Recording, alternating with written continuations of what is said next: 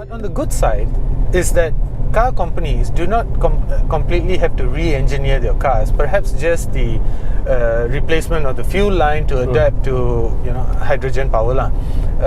But so that means internal combustion engines can continue to exist, except that they combust using hydrogen. So there's some savings over there, right?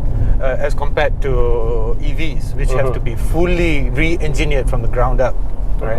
So this is the good thing about hydrogen. So, but is hydrogen as combustible as petrol, or is it even more combustible than petrol? The attraction of hydrogen, why people are talking about hydrogen, and is that it has a higher energy content, or we call it calorific value. It's easily 3 times more than petrol. Meaning throwing some numbers here, please. That's for geeky audiences. I mean, generally speaking, petrol, you get about 42 megajoules per kilogram. That's how much energy it holds per kilogram. Hydrogen has 3 times that, about 120 also. So the promise is that there's a lot more energy packed potential inside per kilo. And that's why people are still pursuing hydrogen. Your question just now is that of course you are asking in the context of putting it into an internal combustion engine. In my view, that if you can't use fuel cell because fuel cell is more efficient, then you put it in the internal combustion engine.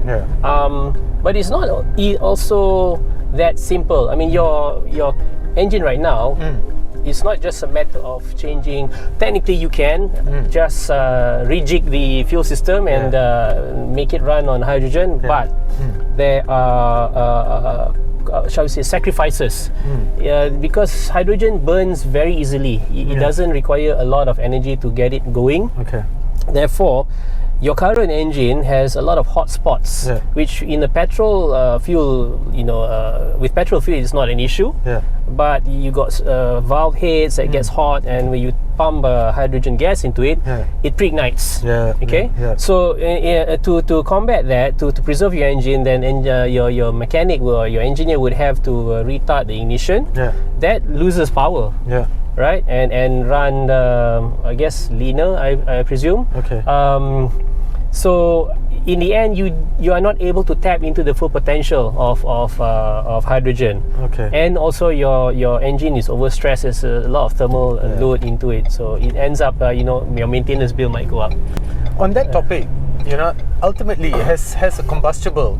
It's heat. It generates heat, right? And I mean, heat, as we know, is not a very good thing for vehicles, for manufacturers, because that means it's less efficient. It's energy lost, right? So that's the problem with petrol-powered cars. Even though in the context of 100% efficiency, if I'm not mistaken, a petrol-powered vehicle is about 30 or 40% efficient. The rest being lost to heat. For hydrogen, is somewhere, they say it's about 10 to 15% better than petrol. But there's nothing in our current technological state that is as efficient, in that context, is as efficient as an EV. So when it comes to creating energy efficient vehicles, aren't EVs the most efficient in terms of energy saving? Yes, and EVs most energy efficient. Hydrogen engines, hydrogen fuel vehicles fall between your conventional petrol engine and EVs. They fall in between halfway. Of course, there are variations in what market and what engines you use. So yes, EVs are still, that's why the world is pushing and talking about EV, because in terms of efficiency, it is efficient. However, it has its own other drawbacks, like practicality, batteries, and packaging issues, and as much as EVs are great, I recently drove the Taycan with Karamjit Singh. I'll add a link to that video somewhere in this video. Electric vehicles are that quick, right? Because the problem with electricity is not creating electricity, is managing electricity, because it's like flipping a light switch. That anecdote has been used so many times by so many different presenters, but that's the truth. But I don't really believe that electric vehicles are the future, simply because the source of electricity can be dirty. So it doesn't solve our environmental issue. In that context, the only output of a hydrogen vehicle is water. So in that sense, I guess hydrogen vehicles are probably the most environmentally friendly. Would you agree? Yeah, I mean, if the electric vehicle, electric generation is from coal, then it's dirty and it doesn't bode well against hydrogen. Because hydrogen only makes sense when you are using renewables or CO2-free power generation, and then it becomes compelling. So EV is not the end all and be all. It's hydrogen is there, just where EV cannot fill. Hydrogen is perfect. All right. So like even in the context of Malaysia, hydrogen makes a lot of sense for Sarawak.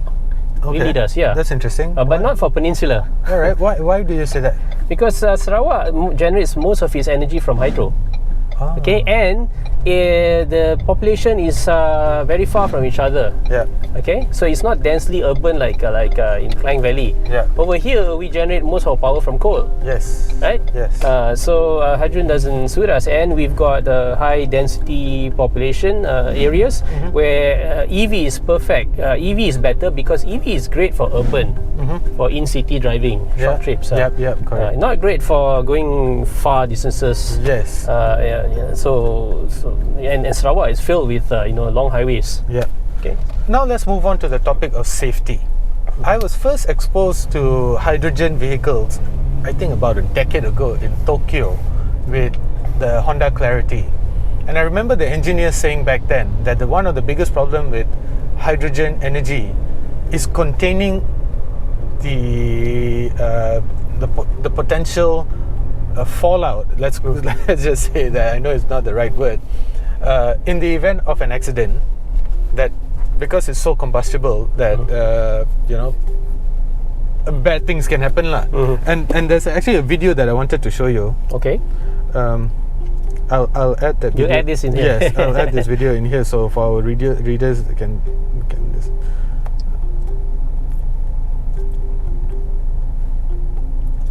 Because it's an invincible flame, right? Yeah. Light blue or something. You can barely see it. Yeah. Or someone's going to have an accident, is it? Or...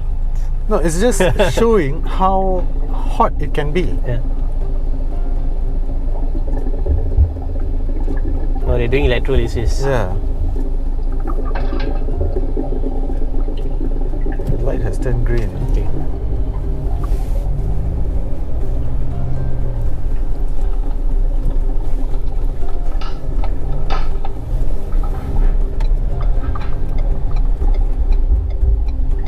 So that is pure metal that they have just melted in a matter of seconds. That's how hot that.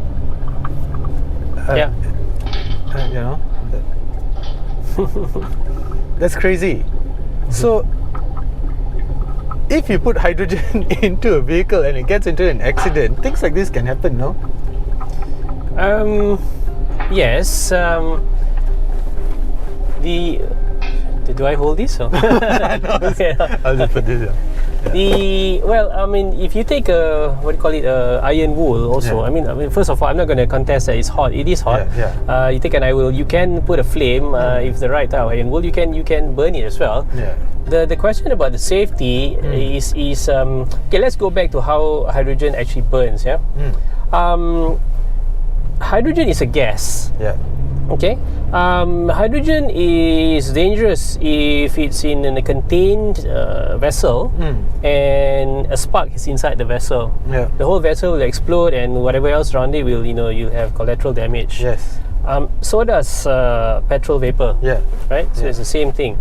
The difference with hydrogen is, and this is where the myth is, people think hydrogen is dangerous and whatnot, and this is one of the things that the education that the Le Mans ACO organizers are also educating, because they are doing a hydrogen race car program, educating on safety, is that hydrogen disperses incredibly quickly. If there is a leak, compared to all other elements, it is the one that is fastest to disappear, basically, and goes. And then furthermore, its flame propagation, or how fast it burns, is incredibly quick. This is why people like, one of the reasons people like to put it in engines, try to do that, because it changes into heat very quickly. And because of that, you'd have a flash explosion. I wouldn't call it explosion, a combustion, just like a flash. Very fast. Very fast. But very hot as well. Yeah, very hot. But okay, there's a relative damage is a factor of time. Right? How long you're exposed to the heat. Right? So in a hydrogen incident, you'd probably lose your hair, or you don't have any hair anymore, so you're safe. Beard, my eyebrows. Your eyebrows and whatnot. But you wouldn't get third-degree burns. Right? You might get some first-degree burns. Compare that with petrol, like the Romain Grosjean incident, right? That's crazy. It's burning for minutes, like a minute easily, except for they put out the fire, because it's in liquid form. It's just sitting there and just continue to burn with a bright orange flame. With hydrogen, it'll be over in a blink and an eye. Hopefully it's not contained in anything where it can explode. So this is where actually hydrogen is not as dangerous as people think. The heat also, it depends on how well it's mixed with oxygen. Okay, so hydrogen itself, I'm going into a bit of a science class here. If you're in school, you can, if you burn hydrogen, pure hydrogen on itself, you have a light blue flame. Remember, if you mix it with oxygen, then it will burst. Okay, it's the oxygen that's dangerous. Right? Okay. And if you see all footages, old vintage footages of the Hindenburg incident, it didn't just like explode like a nuclear bomb or like that. It had a flame, but that wasn't even the hydrogen. That was actually the just skin. see it engulfing that skin. Engulfing. It's the skin that was burning actually. That was the yellow flame and all that. The hydrogen was gone probably long before that. But again, in the topic of safety, in a vehicle, in a car, for example, right, or even in a truck, it has to be contained in a tank, right? So because it needs to be pressurized as well, right? So for it to be contained in a tank, and in the event of a leak, hydrogen doesn't smell. There's no smell to it, right? Of course, you can't see it, but you can't even smell it. So how do you know there's a leak? The only way that you can know it's a leak is when it's too late, right? So on that topic of safety, what are your thoughts about that? It's no different to the propane gas you have at home. But that also smells though. That smells because they added some an agent or so you can odor do that. to it. Yes, you can do that with hydrogen. So it's the same thing. It's nothing different to that. The problem with hydrogen though is that it has a very tiny molecule. So it tends to permeate and go through things. That's the danger. So your car might be filling up with hydrogen, and if there's no way to detect it, you wouldn't be aware you're full of it. And is it detrimental to health? Because for example, methane or propane or something, if you're overexposed to it, it's never good for you, right? There are long-term effects. I'm not a medical practitioner, but I don't think so. The problem is the oxygen it displaces. When you don't have oxygen in the environment, that's when you get into trouble. But it's not toxic like carbon monoxide. As far as I know. So don't quote me on this. But yes, that is one of the real problems with infrastructure for hydrogen storage, because it tends to go through things. So your tank must be very well constructed so that it can't leak out. And even if it leaks out, there must be some way to detect the leak. It has a very strong tendency to go places. That's the nature of hydrogen. It wants to go into everything. Okay, then if that's the case, then again, in the topic of safety, I guess there's no proper solution yet to hydrogen properly being contained and such. But then we have manufacturers like Toyota and Honda. I know it's a Toyota Miura, and the Honda, I can't remember what it's called. But they've had some success with putting the cars out there, but most of those cars I've learned are mostly in the Californian region, simply because the Californian government has a budget for hydrogen energy lah. So anyway, that aside, but how easy it is for manufacturers to adopt hydrogen power into their current model lineup in that topic? I think it's easier than trying to adopt EV. Of course, yes, because that's developing a model from the ground up. Correct. Yeah. And the only cost, I think it's not the only. There's no such thing as the only. There's plenty of drawbacks everywhere. But the biggest capex is actually on the infra. Yeah. And for the most part, it's not really the concern of the OEM probably. Yes. So it depends on. It's down to the government of the country it is in. So for the manufacturer, it's easier to adopt hydrogen than to go EV. EV requires the OEM to completely transform its business model, or its production model, its cost model. But then on the topic of safety, it's also the manufacturer will also.